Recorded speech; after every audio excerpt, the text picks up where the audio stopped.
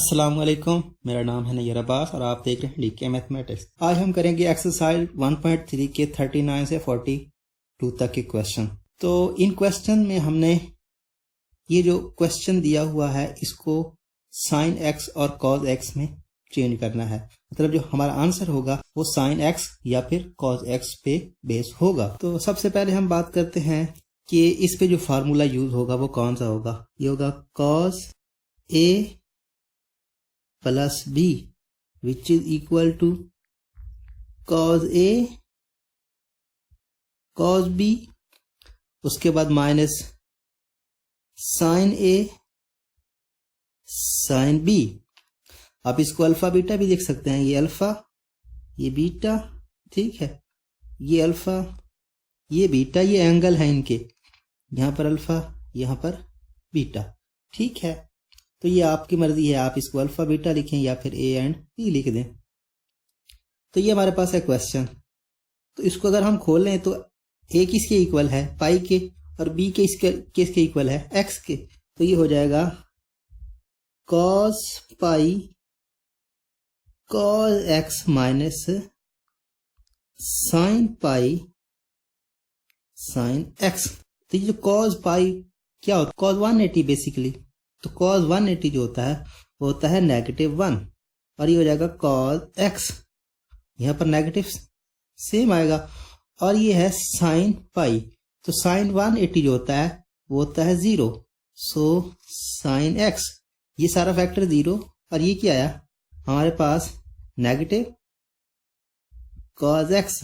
ये किसके इक्वल है, कॉस पाई प्लस एक्स के इक्वल। तो ये क्वेश्चन नंबर 39 हमारा हो गया। और जो क्वेश्चन नंबर 40 है वो बिल्कुल सेम है, आप उसको आसानी से कर सकते हैं। इसमें सिर्फ और सिर्फ 2 पाई दिया हुआ है, तो आप 2 पाई की वैल्यू इंसर्ट करेंगे और आपके पास आंसर आ जाएगा। तो अगर बात करें क्वेश्चन नंबर 41 की, तो हमें कहता है कि sine 3π/2 minus X in terms of cos X and sine X क्या होगा। तो यहाँ पर जो हमारा फार्मूला यूज होगा वो होगा sine A plus B which is equal to sine A cos B plus cos A sine B. तो अगर हम ए को ले लें 3π/2 और बी को ले लें -x, तो हम इस फार्मूले को यूज कर सकते हैं। ये देखें, साइन 3π/2 प्लस इंटू -x, सो ये हो जाएगा, तो साइन ए मतलब 3π/2, उसके बाद कॉस बी मीन टू से कॉस -x, यहाँ प्लस, उसके बाद अगर बात करें तो ये होगा कॉस ए मतलब कॉस 3π/2 इंटू साइन -x, ठीक है। तो ये कितना है 3π/2 कितना होता है 270। इसको अगर हम खोलें तो ये क्या होगा 3 क्रॉस 180/2, तो 180/2 90 क्रॉस 3 270। तो ये हमारे पास क्वाड्रेंट है, यहाँ 0 यहाँ 90 यहाँ 180 यहाँ 270। तो ये क्वाड्रेंट हमारे पास बन रहा है। तो पहले में होते हैं ऑल पॉजिटिव, यहाँ साइन पॉजिटिव और यहाँ tan पॉजिटिव। तो बेसिकली यहाँ क्या होगा, हमारा साइन होगा वो नेगेटिव होगा। तो इसका आंसर आएगा -1 और कॉस नेगेटिव एक्स को नहीं बाहर निकालेगा, इसका पॉजिटिव हो जाएगा, तो ये हो जाएगा कॉस एक्स, ठीक है। उसके बाद ये साइन जो है साइन -x, तो ये माइनस बाहर आ जाएगा, और ये कॉस जो है 3π/2 कॉस 3π/2 0 होगा, और इसके साथ साइन x, तो ये सारा फैक्टर 0 हो जाएगा, और जो हमारा आंसर आएगा वो होगा नेगेटिव कॉस एक्स। ये किसके इक्वल है, ये बेसिकली साइन 3π/2 माइनस एक्स के इक्वल है। तो ये हमारा आंसर है बेसिकली। अब अगर बात करें क्वेश्चन नंबर 43 की, तो वो है sine 7π/12 as sine into π/4 plus π/3 कि ये जो फंक्शन है इसको इस टर्म में एवेल्युएट करो तो जो फार्मूला यूज होगा वो पिछला ही यूज होगा बेसिकली हमारे पास, जो हमने अभी ये a+b वाला किया है। तो अगर हम इसको खोलें तो कैसे लिख सकते हैं, ये होगा sin π/4 plus π/3 which is equal to sin alpha या sin a sin π/4 cos π/3 plus उसके बाद cos π/4 और sin π/3। तो π/4 बेसिकली क्या होता है, ये होता है 45। तो अगर आप निकालना चाहें तो 180/4 विच इज इक्वल टू, तो ये 4 4 16 और 4 5 20, ये 45 हो जाएगा। और π/3 जो होता है ये बेसिकली 60 होता है। तो अगर हम वैल्यूज को इंसर्ट करते हैं तो sin π/4 मतलब sin 45, sin 45 होता है 1/√2। ठीक है, उसके बाद cos 3π/2 की बात करें तो ये होता है 1/2। उसके बाद प्लस अगर cos 45 की बात करें तो ये हमारे पास होता है 1/√2।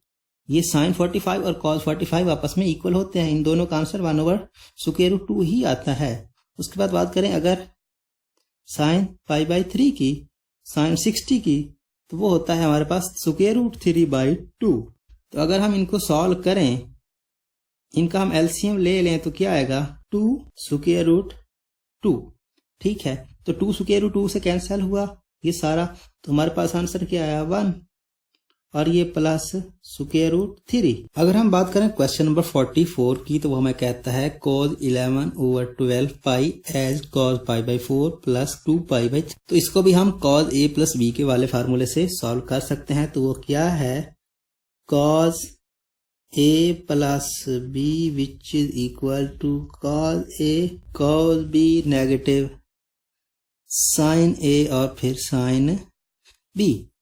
तो अगर हम इसको खोलें तो ये cos π/4 प्लस 2π/3 ये हो जाएगा cos π/4 और यहाँ पर cos 2π/3 यहाँ नेगेटिव, उसके बाद sin π/4 और फिर sin 2π/3।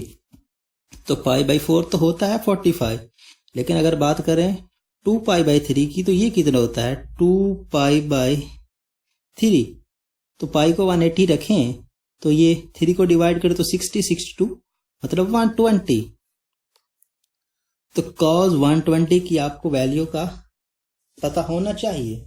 अगर आपको नहीं पता तो आप इसको इस तरह से निकाल सकते हैं, ये 90 को प्लस 30 कर दें मतलब 90 प्लस 30 ये 120 के ही इक्वल होता है। और cos है तो cos यहाँ पे cos 90 प्लस 30 है, तो इस पे अगर फार्मूला लगाएं तो ये आपके पास आपको आंसर मिलेगा नेगेटिव, उसके बाद sin 30। इसका एक फार्मूला होता है, अगर 90 आ रहा है मतलब अगर π/2 आ रहा है, यहाँ साइन पॉजिटिव हो रहा है या नेगेटिव हो रहा है, और यहाँ थीटा आ रहा है, और यहाँ पर n कोई मल्टीप्लाई हो रहा है, n कोई नंबर है, 1 हो सकता है, 2 मीन टू सी इंटीजर होना चाहिए, और यहाँ पर कॉज और साइन आ रहा है, कॉज आए या फिर साइन आए। अगर n जो है वो हो इवन मतलब 2 पे डिवाइड हो सके, इवन हो, तब जो फंक्शन है वो चेंज नहीं होगा, तो ये सेम का सेम आ जाएगा, मतलब कॉस थीटा आ जाएगा। अगर साइन है तो फिर साइन थीटा आ जाएगा। लेकिन अगर ये n ऑड है मतलब 1 3 5 7 है, तो फिर ये कॉस जो होगा ये साइन में चेंज होगा, और साइन जो होगा वो कॉस में चेंज होगा। और जो हम साइन इसके साथ पॉजिटिव और नेगेटिव लगाएंगे, वो इसको इस बात का अंदाजा लगाएंगे कि ये कौन से क्वाड्रेंट में है, और इस क्वाड्रेंट में अगर ये जो हमारे पास फंक्शन है कॉस का है या साइन का है, वो पॉजिटिव देता है तो पॉजिटिव होगा, और नेगेटिव देता है तो नेगेटिव होगा। तो इस फार्मूले के पीछे ये चीज है। तो अगर हम इसी को लगाएं, अभी फार्मूला जो हमने देखा है, तो ये क्या होगा, कॉस हमारे पास है cos 1 डॉट पाई बाई 2, ठीक है, और यहाँ प्लस 30 है। तो यहाँ क्या है, ऑड है, तो मतलब पहली तो बात है कि साइन हो जाएगा, फंक्शन तो चेंज हो जाएगा, ठीक है। उसके बाद पॉजिटिव आएगा या नेगेटिव आएगा। ये 120 है तो 120 दूसरा डब्बा होता है, तो दूसरे डब्बे में कॉज नेगेटिव होता है तो नेगेटिव साथ में आएगा। तो साइन 30 की वैल्यू हमारे पास होती है 1/2, ठीक है, तो ये नेगेटिव 1/2 आ जाएगी। तो अगर हम बात करें साइन की, तो sine pi by 2 plus 30 which is equal, ये क्या होगा, यहाँ पर भी ऑड आ रहा है, तो ऑड आ रहा है तो मतलब साइन तो कॉज में चेंज होगा और 30 आएगा, और पॉजिटिव आएगा या नेगेटिव आएगा। दूसरे डब्बे में साइन पॉजिटिव होता है तो पॉजिटिव, तो हम इसको पॉजिटिव ही लिखेंगे। तो ये हो जाएगा √3/2। कॉस 30 की वैल्यू √3/2 होती है। तो अगर हम इन सब की वैल्यूज को यहाँ पर इंसर्ट करें तो कॉस पाई बाई 4 1/√2। आप इसको √2/2 भी लिख सकते हैं, ये आपकी मर्जी है। तो इसको अगर कैंसिल करें तो यही बनता है 1/√2। तो 1/√2 और उसके बाद cos 2π/3 की वैल्यू को इंसर्ट करें तो वो क्या होगी, वो होगी जनाब हमने निकाली है -1/2। उसके बाद साथ में क्या आया, नेगेटिव। तो ये है साइन π/4 ये होता है 1/√2। उसके बाद साइन 2π/3 तो ये होता है √3/2, ठीक है। तो अगर हम फिर एलसीएम लें तो नेगेटिव दोनों में कॉमन आ रहा है, यहाँ भी नेगेटिव, यहाँ नेगेटिव, नेगेटिव को बाहर रखें तो ये हो जाएगा 2√2 और ये हो जाएगा 1 + √3। और बुक में जो आंसर दिया हुआ है वो कुछ इस तरह से दिया हुआ है कि √2 + √6/4। तो अगर हम इसका स्क्वायर रूट कॉमन लें √2 तो √2 यहाँ क्या रहेगा 1 और यहाँ √3 रह गया ओवर 2 डॉट √2 का स्क्वायर करें तो ये कैंसिल हो जाएगा और ये क्या आएगा 1 + √2 और √3 ओवर 2 √2। तो इस बारे में आप परेशान नहीं होंगे कि बुक में ये आंसर दिया हुआ है या फिर ये आंसर दिया हुआ है, ये दोनों सेम ही हैं। तो आप बात करें अगर क्वेश्चन नंबर 45 तो हमें एवेल्यूएट करना है cos π/12। तो सबसे पहले हम बात करते हैं π/12 होता कितना है, π/12। तो पाई कितना होता है 180/12। तो अगर हम इसको तक डिवाइड करें तो ये 1 और 5 तो ये 15 आएगा। तो मेन टू से हमें cos 15 की वैल्यू को निकालना है। तो इसको हम किस तरह से फाइंड कर सकते हैं, हमारे पास वैल्यूज जो होती हैं उनको हम कैसे यूज कर सकते हैं। तो अगर हम इसको लिखें 45 - 30 और इसका अगर cos ले लें तो ये क्या होगा, ये बेसिकली cos π/12 ही होगा ना। तो ये 45 में से क्योंकि 45 की वैल्यू भी हमारे पास होती है और 30 की वैल्यू भी हमारे पास होती है, तो cos 45 - 30 तो ये बेसिकली किसके इक्वल होगा, ये cos 15 के ही इक्वल होगा, मीन टू से cos π/12 के इक्वल होगा। तो इसको हम लिख सकते हैं cos into π/4 - π/6। आप इसको इस फॉर्म में भी लिख सकते हैं कि cos π/3 - π/4। तो ये कितना होता है 60 - 45 ये भी हमारे पास 15 ही होता है। तो जिस तरह आप चाहें, आपकी मर्जी है, आप इसको लिख सकते हैं। तो ये होगा cos π/4 और cos π/6, यहाँ पर नेगेटिव आ रहा है तो यहाँ पर पॉजिटिव। उसके बाद sin π/4 और sin π/6। तो cos π/4 ये हमारे पास होता है 1/√2 और उसके बाद cos π/6 मीन टू से cos 30 हमारे पास होता है √3/2 और यहाँ पर प्लस आ गया और sin 45 तो ये हमारे पास होता है 1/√2 और ये sin π/6 6 मतलब साइन 30, तो साइन 30 हमारे पास होता है 1/2। तो अगर हम वैल्यूज को यूज करें तो ये हो जाएगा 2 स्क्वायर रूट 2 और ये आ जाएगा स्क्वायर रूट 3 प्लस 1, और यही बेसिकली हमारा आंसर है। इसी तरह से आप 46 को भी कर सकते हैं, आप उसके पेयर बना लें, फिर उसको फार्मूला लगा के उसको सॉल्व कर दें।